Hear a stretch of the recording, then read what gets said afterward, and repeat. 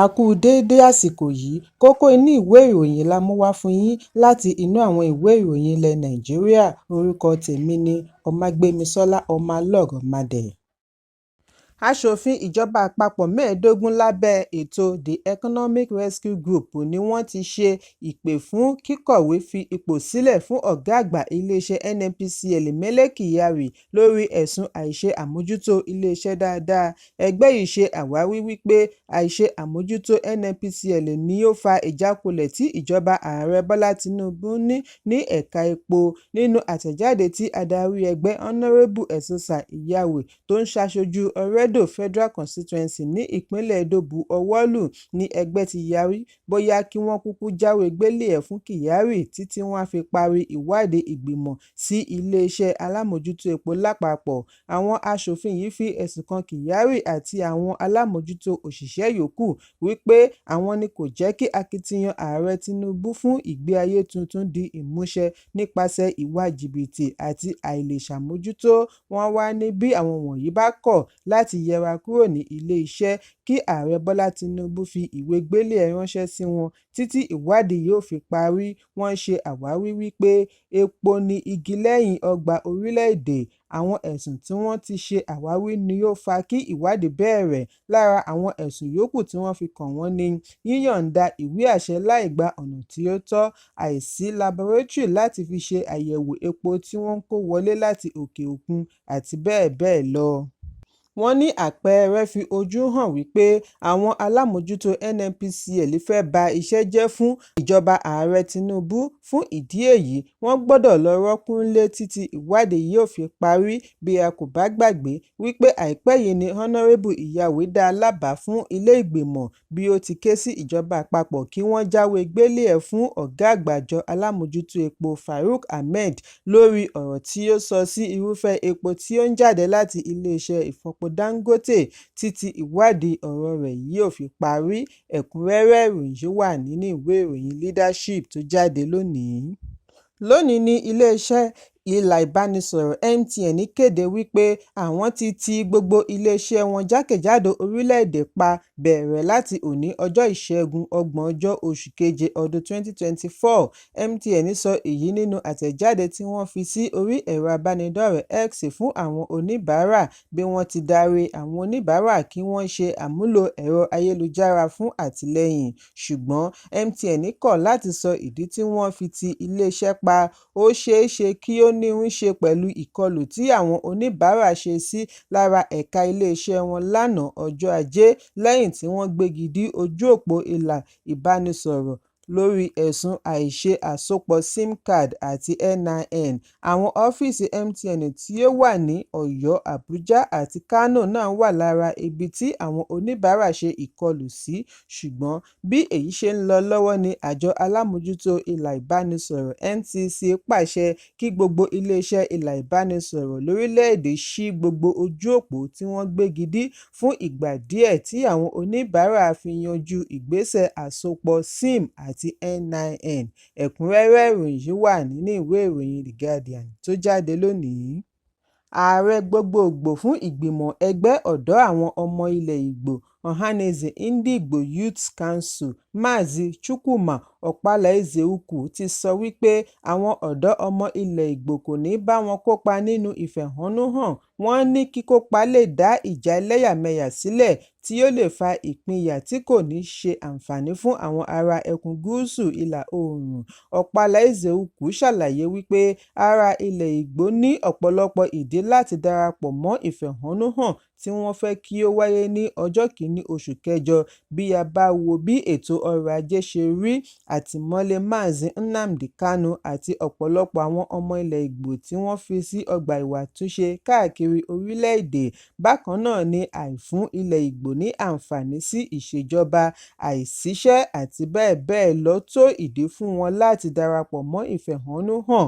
Ọkpala-Ezeukwù tí ó ní ìpàdé lánàá ní ìpínlẹ̀ Enugu pẹ̀lú àwọn ọ̀dọ́ káàkiri ìpínlẹ̀ 5 ẹkùn gúúsù níbi tí ó ti tako ìgbésẹ̀ ìfẹ̀hónúhàn ní gbogbo ọjọ́ Ajé ní ẹkùn wọn fi ń ṣe ìfẹ̀hónúhàn láti ọdún 2 sẹ́yìn.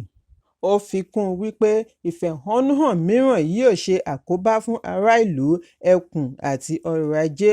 Ó sọ fún akọ̀ròyìn wípé kàkà kí àwọn ṣe ìfẹ̀hónúhàn, àwọn ti pinnu láti ní ìjíròrò pẹ̀lú ìjọba àpapọ̀ àti àwọn gómìnà ẹkùn gúúsù lórí ìṣòro tí ẹkùn wọn ń dojúkọ àti ọ̀nà àbáyọ. Ààrẹ fìdí ẹ̀ múlẹ̀ wípé bí ó tilẹ̀ jẹ́ wípé ìfẹ̀hónúhàn wà lára ẹ̀tọ́ ọmọ orílẹ̀-èdè látàrí ìṣòro ọrọ̀ ajé, síbẹ̀ ìbẹ̀rù wà wípé ó lè yọrí sí ìṣòfò ẹ̀mí àti dúkìá gẹ́gẹ́ bí ó ti wáyé nígbà EndSARS ní ọdún 2020. Ẹ̀kúnrẹ́rẹ́ ìròyìn wà nínú ìwé ìròyìn The Guardian tó jáde lónìí. Àjọ ọgbà ìwà àtúnṣe Nigerian Correctional Service ti ṣe ìkìlọ̀ wípé kí gbogbo àwọn tí kò bá ní ìdí pàtàkì láti wá sí ọgbà rìn jìnnà kúrò ní ọgbà. Wọ́n ní ìkìlọ̀ yìí ṣe pàtàkì nítorí àwọn ti pààlà sí ọgbà kí ẹnikẹ́ni tàbí ẹlẹ́gbẹ́jẹgbẹ́ tí kò bá ní nǹkan pàtàkì ṣe ń rìn jìnnà réré sí ọgbà. Ìròyìn yìí jẹ jáde nínú àtẹ̀jáde tí agbẹnusọ NCS Abubakar Umaru bu ọwọ́ lù lónìí. Ó ní gbogbo ọgbà ìwà àtúnṣe ni ó jẹ́ ti ìjọba fún ìpamọ́ ará ìlú àti ààbò orílẹ̀-èdè. Ìkọlù sí àwọn nǹkan wọ̀nyí jẹ́ ìtàpá sí òfin, bí wọ́n ti rọ ará ìlú kí wọ́n ní ìfọwọ́sowọ́pọ̀ pẹ̀lú wọn fún ìdáàbòbò ọgbà ìwà àtúnṣe. Umaru ní àwọn ti pèsè ààbò tó péye. Bákan náà ni Ministry of Interior Joint Task Force náà ti wà lójú iṣẹ́ láti pèsè àlékún ààbò nínú àti àyíká ọgbà àtúnṣe jákèjádò orílẹ̀-èdè. Èyí ń wáyé bí àwọn afurasí ọmọọ̀ṣọ́ta ní ìpínlẹ̀ Èkó ṣe ń lérí wípé àwọn olùgbé Èkó kò gbọdọ̀ bá wọn kópa nínú ìfẹ̀hónúhàn tí wọ́n fẹ́ bẹ̀rẹ̀ ní ọjọ́ 1 oṣù kẹjọ títí di ọjọ́ 10 oṣù kẹjọ. Nínú àfihàn fídíò tó gba orí ẹ̀rọ ayélujára ni ó ṣe àfihàn ibi tí àwọn kan ti ń lé àwọn ìyálọ́jà àti bàbálọ́jà nínú ọjà ìpínlẹ̀ Èkó bí wọ́n ti ń rọ̀ wọ́n wípé wọn kò gbọdọ̀ bá wọn kópa nínú ìfẹ̀hónúhàn tí wọ́n ń gbèrò rẹ̀ nítorí ó lè yọrí sí ewu tí ó le ju ti EndSARS lọ. Ohùn náà ń fọ̀ wípé kí ẹni tí ó bá ní ìgboyà jáde wá ní Ọjọ́bọ̀, bóyá ẹ̀yin nìkan lebi ń pa, sọ. Ẹni bá gbójúgbóyà jáde wá yóò jẹ ìyà gidi. Wọ́n ní àwọn kò fẹ́ kí wọ́n dáná sun ilé ìtajà wọn. Fún ìdí èyí, kí ẹnikẹ́ni má jáde wá fún ìfẹ̀hónúhàn nítorí àwọn nìkan kọ́ lebi ń pa. Síwájú àkókò yìí ni ìròyìn jábọ̀ wípé àwọn ọ̀dọ́ kan ń ṣe ìwọ́de ìṣọ̀kan láti tako èròǹgbà ìfẹ̀hónúhàn tí wọ́n fẹ́ bẹ̀rẹ̀ ní Ọjọ́bọ̀. Bákan náà ni ọ̀gá ọlọ́pàá yányán Káyọ̀dé Ẹgbẹ́tókùn náà rọ gbogbo ẹgbẹ́ tó ń gbèrò ìfẹ̀hónúhàn kí wọ́n yọ̀ǹda orúkọ wọn fún kọmíṣánná ọlọ́pàá ní ìpínlẹ̀ wọn. Ó ní èyí jẹ́ ìgbésẹ̀ láti rí i dájú wípé ìfẹ̀hónúhàn lọ ní ìrọwọ́ ìrọsẹ̀. Ẹgbẹ́tókùn ní àwọn mọ rírì ẹ̀tọ́ ọmọnìyàn sí ìkórajọ àti ìfẹ̀hónúhàn oníwọ́ọ́rọ́wọ́. Ẹ̀kúnrẹ́rẹ́ ìròyìn wà nínú ìwé ìròyìn Punch tó jáde lónìí. Aya Ààrẹ Olúrẹ̀mí Tinubu ti fi kìlógíráàmù 25 àpò ìrẹsì 25 kg ta ìdílé 2,400 lọ́rẹ ní ìpínlẹ̀ Bauchi.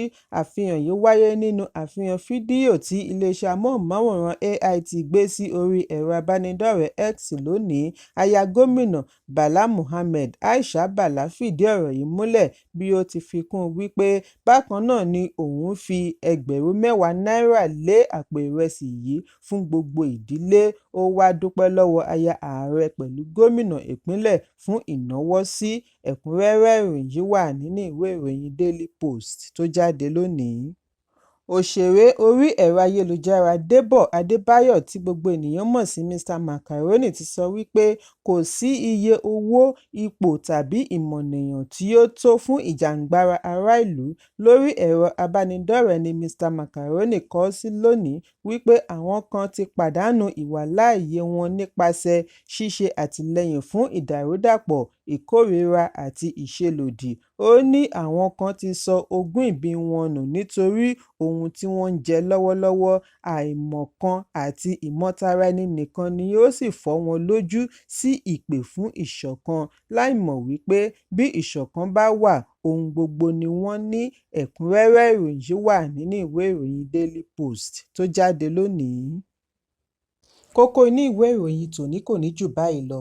Ẹ pàdé mi lọ́la fún àkọ́tún ìròyìn. Kí a tó lọ, ẹ má ṣaláì fi àkíyèsí yín ránṣẹ́ kí ẹ sì bá wa subscribe sójúnà wa lórí YouTube kí kókó inú ìwé ìròyìn lè máa tẹ̀ yín lọ́wọ́ ní kíákíá.